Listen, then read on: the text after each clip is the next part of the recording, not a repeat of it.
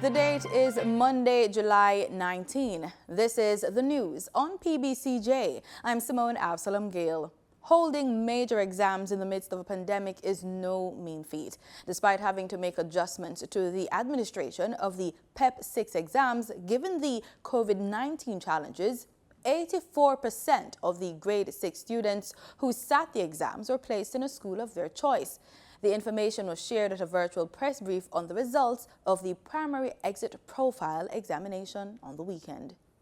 The results of the Pbcj exam were released on Friday by the Ministry of Education.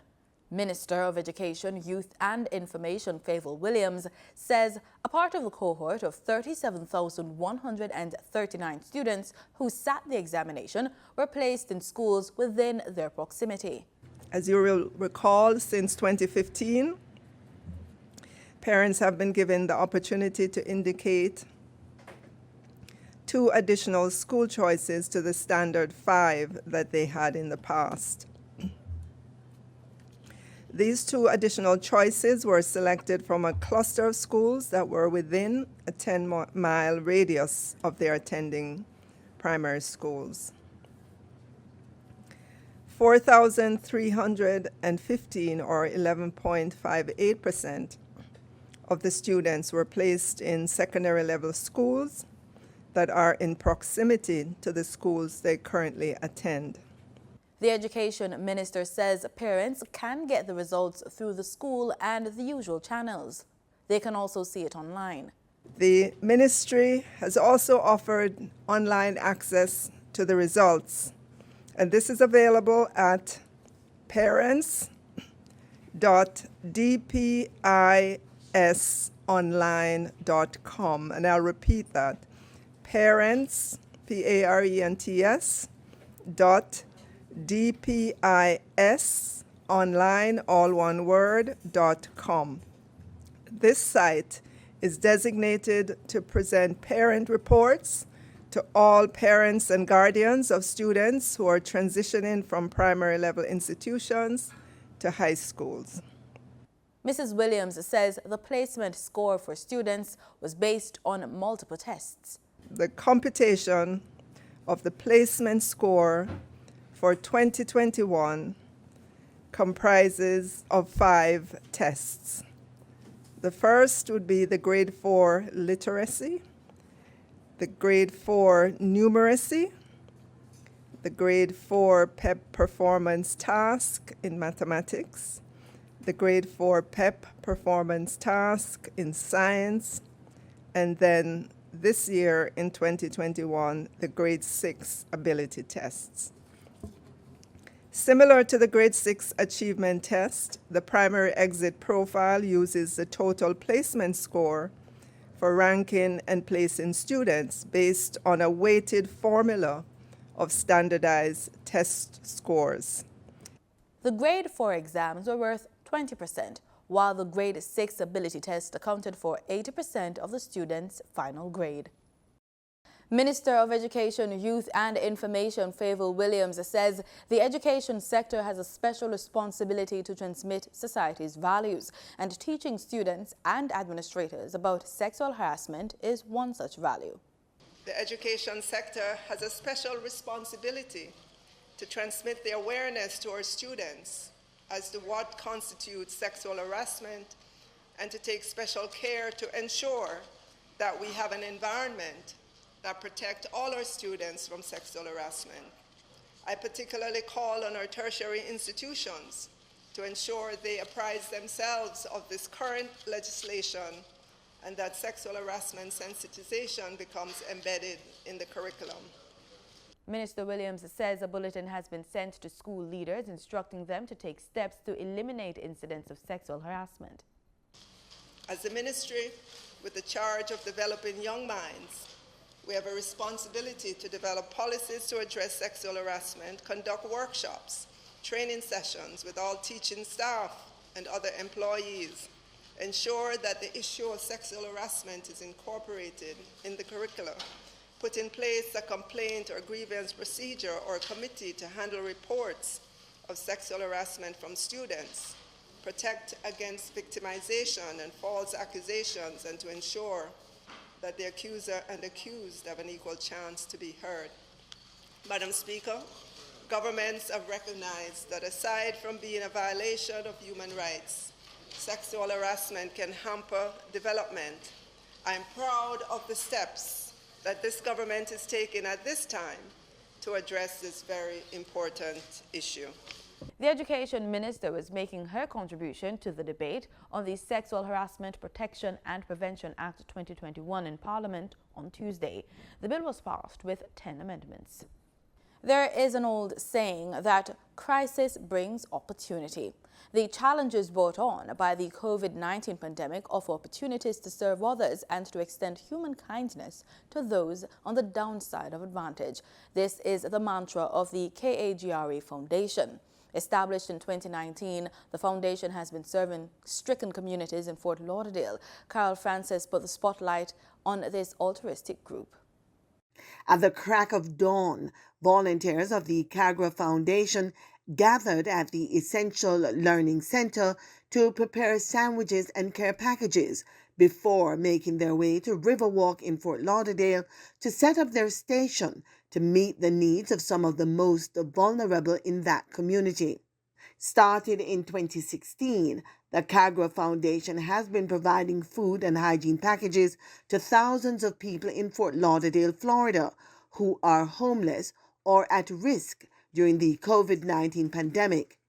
The Kagura Foundation is also extending helping hands to those in need in Puerto Rico, Haiti, the Dominican Republic, and Jamaica. We're always involved with shipping supplies. A lot of times there's a lot of medical supplies and whatever's needed for relief at the time. We always coordinate and figure out the best way to get it there and most cost-effective way too. The COVID-19 pandemic has forced the foundation to adjust the way it helps those in need outside of Florida. We are very hands-on. Like my title, I'm supposed to be able to go and handle things in person, but travel has been so tight.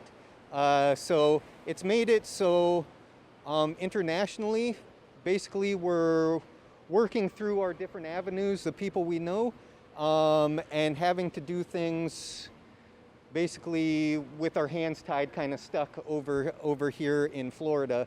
But we've still been able to get a lot of stuff done because we have a lot of good connections.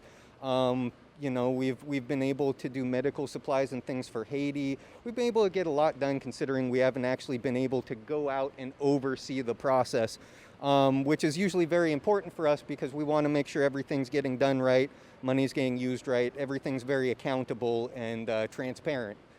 The group relies heavily on volunteers and sponsorship to get its work done. I choose to sponsor this event because of what it represents, helping persons that are on the street to have a little bit more essentials and some food and snacks and sanitary stuff that they need.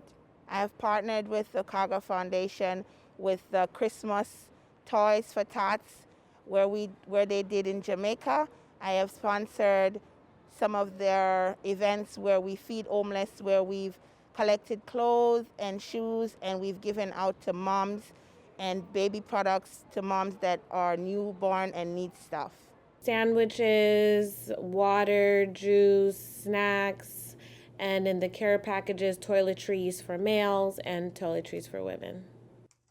In 2019, a report from the U.S. Department of Housing and Urban Development highlighted special challenges in Fort Lauderdale and Broward County.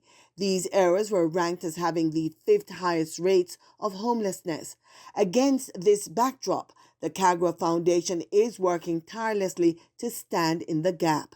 Their efforts are geared to making a real difference in the lives of those in need. For the news on PBCJ, I'm Carol Francis. On July 1, relaxed COVID-19 measures took effect. The move was welcomed by business owners and self-employed persons whose livelihoods had been impacted by the restrictions. Tourism-dependent countries like Jamaica are banking on mass vaccinations adherence to health protocols to develop herd immunity and get back to some normalcy. In the meantime, the easing of some restrictions is welcomed by Jamaicans looking for wholesome family fun and businesses happy to provide same. DaCosta Farms in St. Catherine is one such location.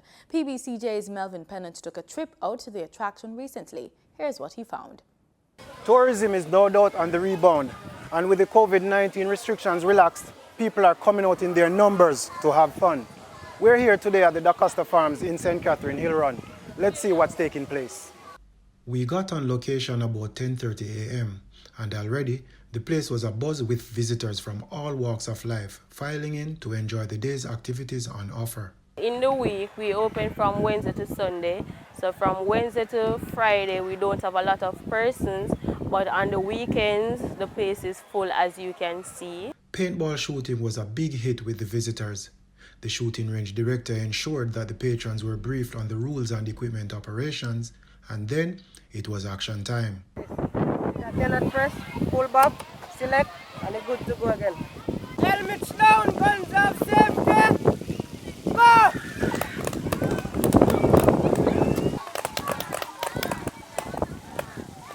There are many activities for visitors to choose how they want to spend their day. Julian Wright, our able host, gives the details. At DaCosta Farm, we offer water park, play area, buggy, and paintball. The water park entrance fees are $1,000 per person, 2 years and over. The play area is $500 per child. The paintball is $3.5 per person, 10 person or more, 10% off, 20 or more, 20% off. Food is a major part of any tourism establishment, and DaCosta Farms and Attractions add a wide range of dishes for everyone to find something satisfying. DaCosta Farm and Attractions, an Oasis in Hill Run, St. Catherine. Family, friends, tourists, locals enjoying the sun, the water, and the attractions that it offers. Tourism is definitely on the rebound. Melvin Pennant reporting for PBCJ News. The latest market details and updates. We get this and more in this business report with Gabriel Thompson.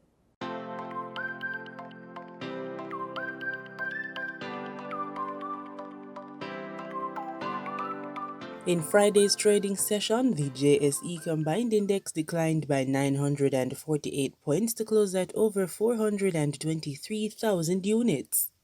Overall market activity resulted from trading in 90 stocks, of which 30 advanced, 47 declined, and 13 traded firm. The Junior Market Index declined by 21 points to close at over 3,000 units. Stocks advanced for AMG Packaging and Paper Company Limited, Caribbean Assurance Brokers Limited, and Caribbean Cream Limited. Stocks declined for 138 Student Living Jamaica, Barita Investments Limited, and Blue Power Group Limited. Trading firm were Access Financial Services Limited, Berger Paints Jamaica Limited, and Siboney Group Limited. Wigton Wind Farm Limited ordinary shares was the volume leader with over 7.9 million units, followed by Radio Jamaica Limited with over 2.6 million units and Caribbean Cream Limited with 1.7 million units. In foreign exchange trading for Friday, July 16, the US dollar sold for an average $155. The Canadian dollar ended trading at $124.48. The pound sterling traded for $214.31, and the euro sold for an average $185.62. In market data for oil prices fell sharply on Monday after OPEC Plus overcame internal divisions and agreed to boost output, sparking concerns about a crude surplus as COVID-19 infections rise in many countries.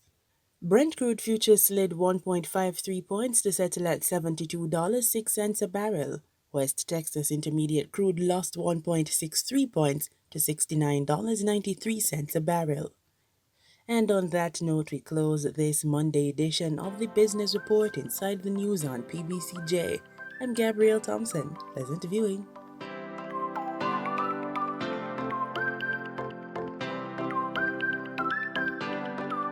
In regional news, the government of St. Kitts and Nevis says it stands in solidarity with the people and government of Cuba amid ongoing social instability. SKN Newsline outlines the details in this report.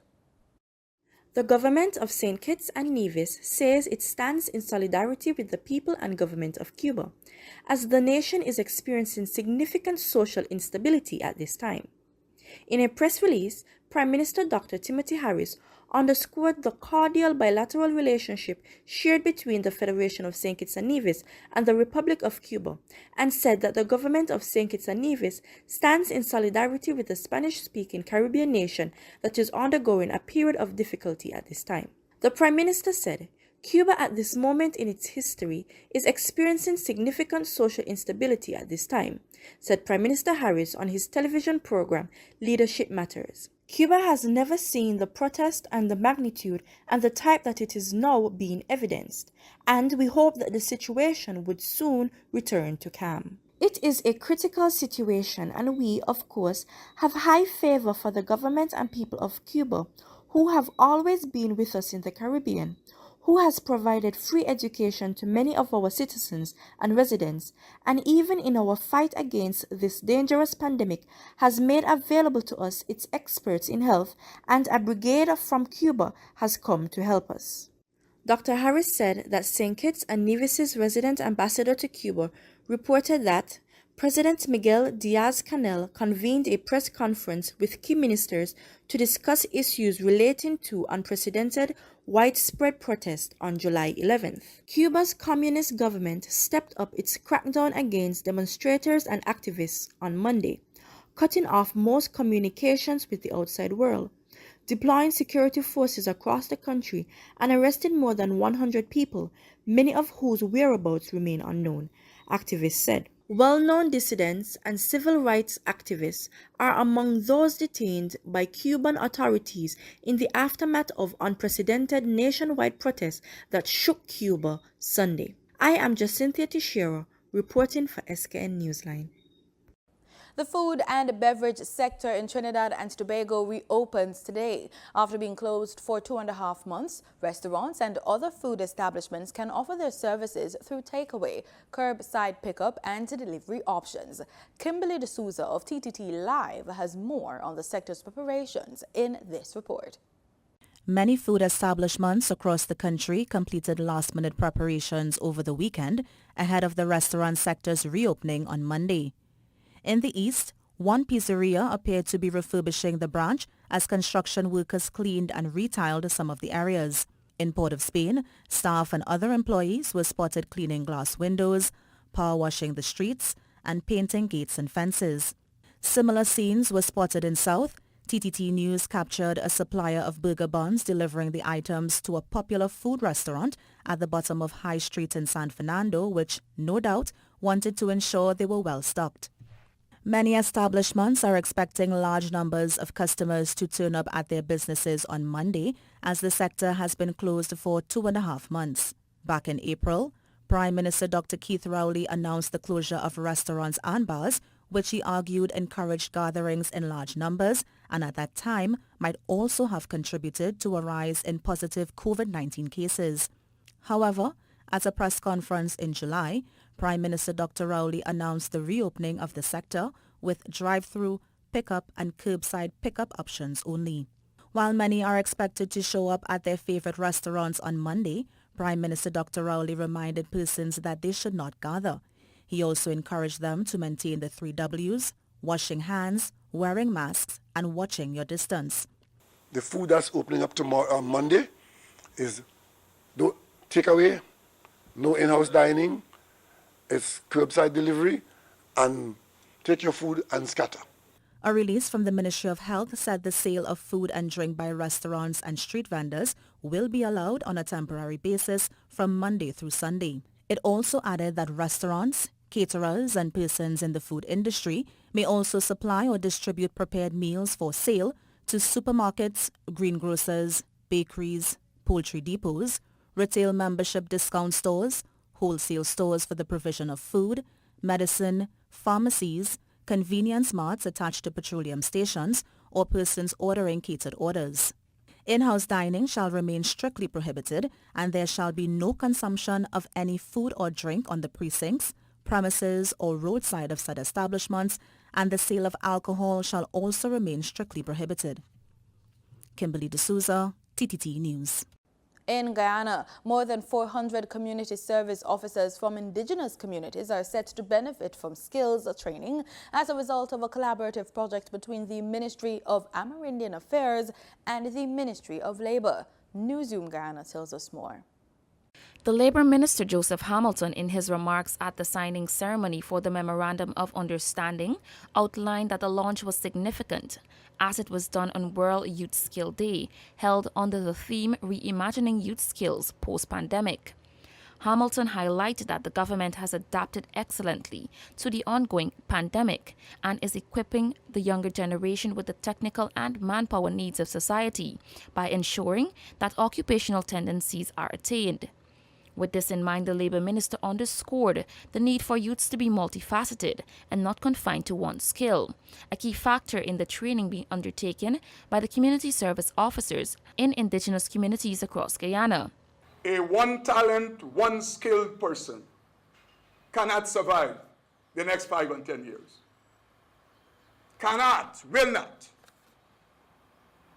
So therefore, you young people, you have to become multi-talented and multi-skilled.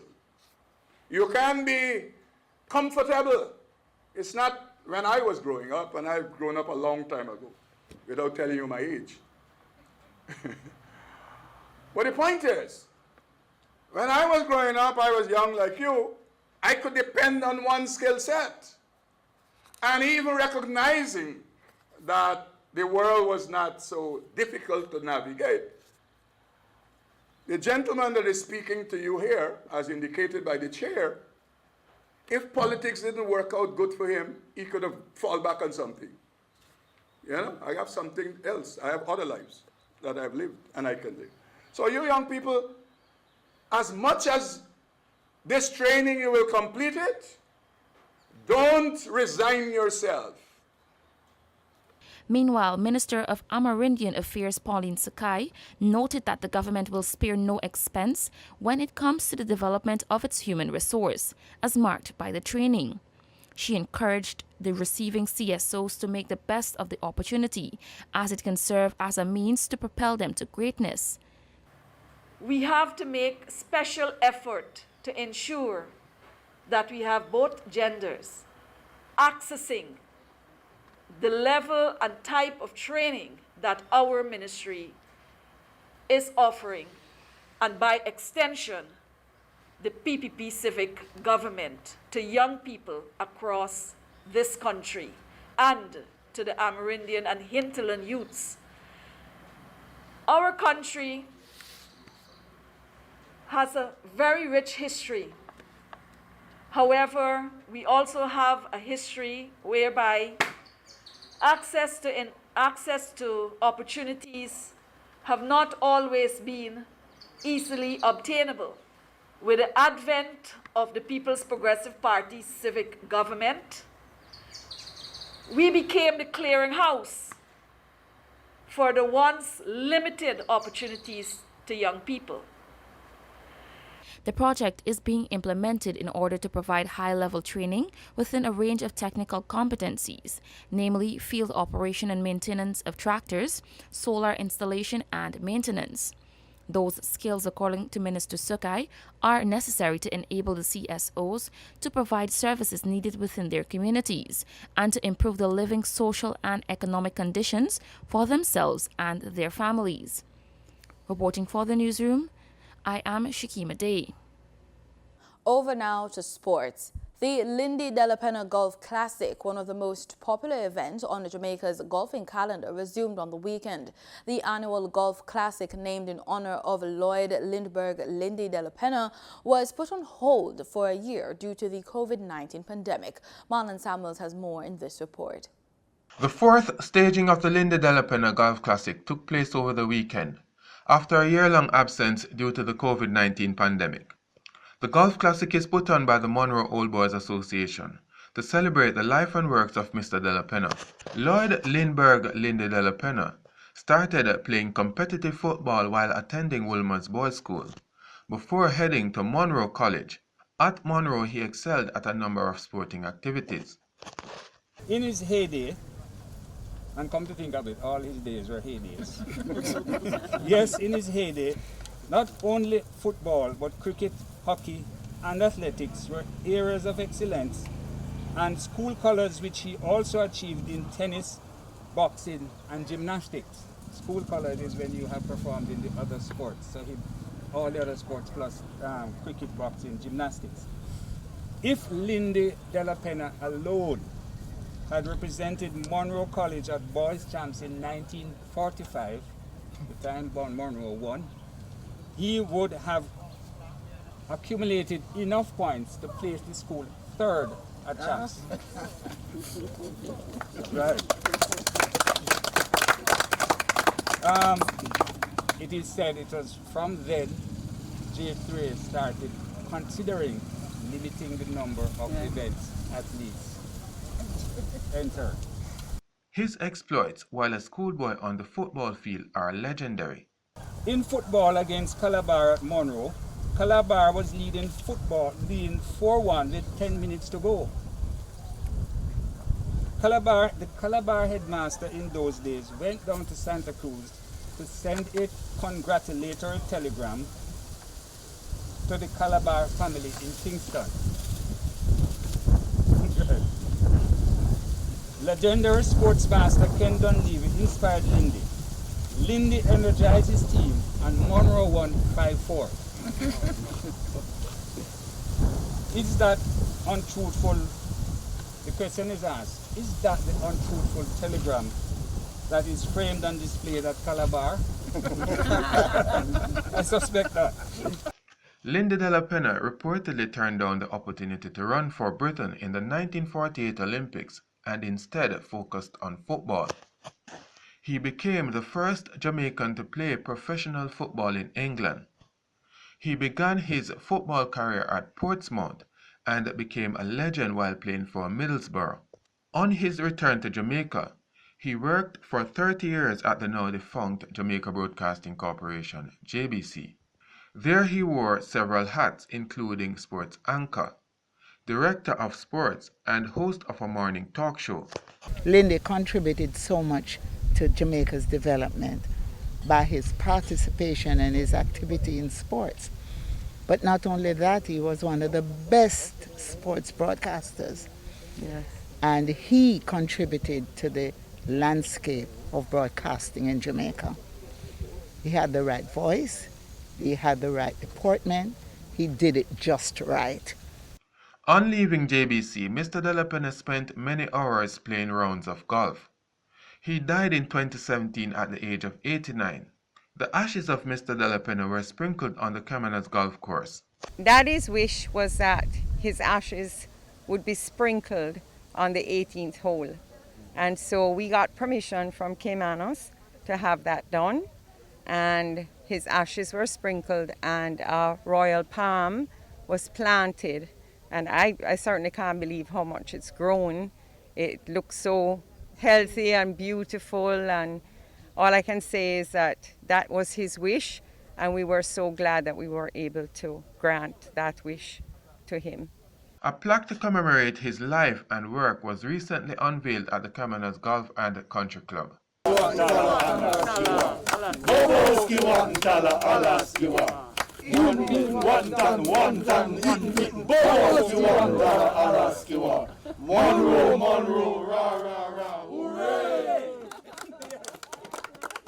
We are just so honored that we are able to celebrate his life this way.